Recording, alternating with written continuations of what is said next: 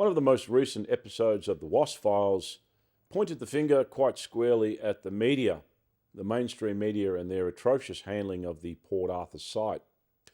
It's plain to see for anyone that's seen that episode just how the tragedy was exploited by the media, and they acted in many ways unethically and also unlawfully. There has been some interesting developments since then. The Wasp Files has gained quite a lot of traction in terms of followers and popularity, and not that that is in any way my goal, but it is heartening to see that the reach of the Wasp Files, which the goal, of course, is to educate people on what they don't know about the Port Arthur Massacre and what the mainstream media certainly won't tell them, seems to be gaining quite a lot of impetus and momentum. And at least 2 nights ago, from the recording of this episode, I was surprised, or perhaps not so surprised, to see that the media, there's been a flurry of media activity. So the first of these was that the ABC had re-released their program I Was Actually There, which was the Port Arthur episode where they had cherry-picked survivors from the Port Arthur Massacre and interviewed them about their experiences during that tragedy.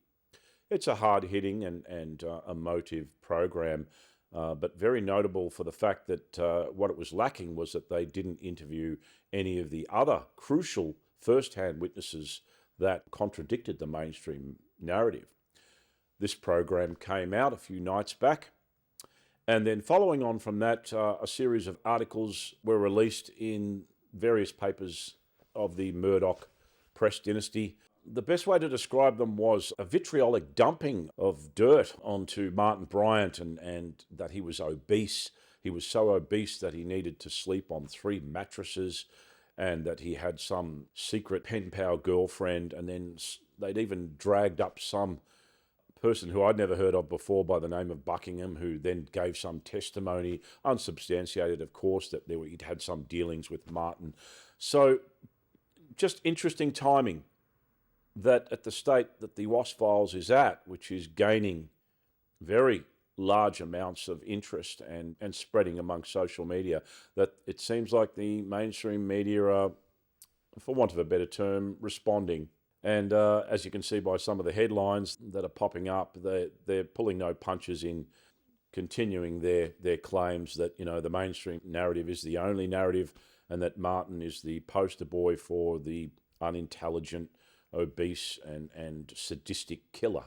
Despite the media's condemnations and ironclad determinations about the circumstances of the Port Arthur Massacre and the guilt of the party involved, being Martin Bryant, not one journalist has interviewed Martin Bryant in the 29 years since he's been incarcerated at Risdon Prison.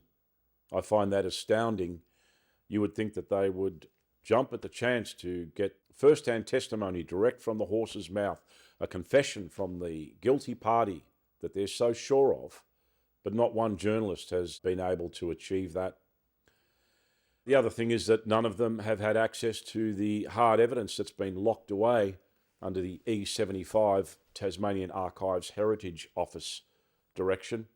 For 75 years, Chief Commissioner's eyes only, none of the media have seen the ballistics, the fingerprints, the DNA, or presumably had access to a videotape. Supposedly, witnesses state and the police state that the gunman went into the Broad Arrow Cafe carrying a grey camera case as well as the gun bag.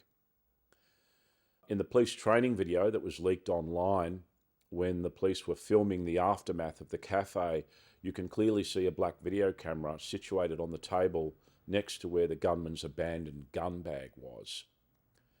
If the shooter had gone in there and videotaped the crime, then that video would clearly show the identity of the shooter and more accurately depict the assault inside the Broad Arrow Cafe itself. But there has been no mention of whether a tape was recovered, and if there has, it's never seen the light of day. So the press don't have access to that either.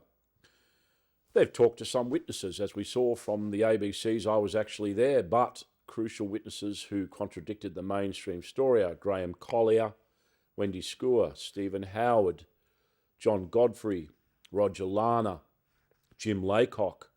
Some of these people knew Martin directly and stated in their witness statements that the person who was the shooter on the day was not Martin Bryant. Graham Collier was 100% that it wasn't, and so was Wendy Skua. They were never interviewed by the media. So these questions have to be asked. If they are so 100% sure of the guilt of this evil, sadistic killer, the question has to be asked, on what basis do they make that claim? Because there was no open trial, no coronial inquest, no royal commission, and as discussed in previous episodes, we know that the confession and subsequent guilty plea was extracted under very spurious circumstances, and my evidence led me to believe that a large component of that was a premeditated campaign of torture. That, as far as I know, hasn't been investigated by the media either.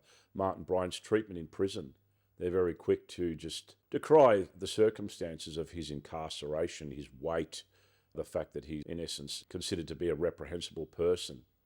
But no one's actually looking at the rights of this person as an Australian citizen and a human being under international law, but I will be.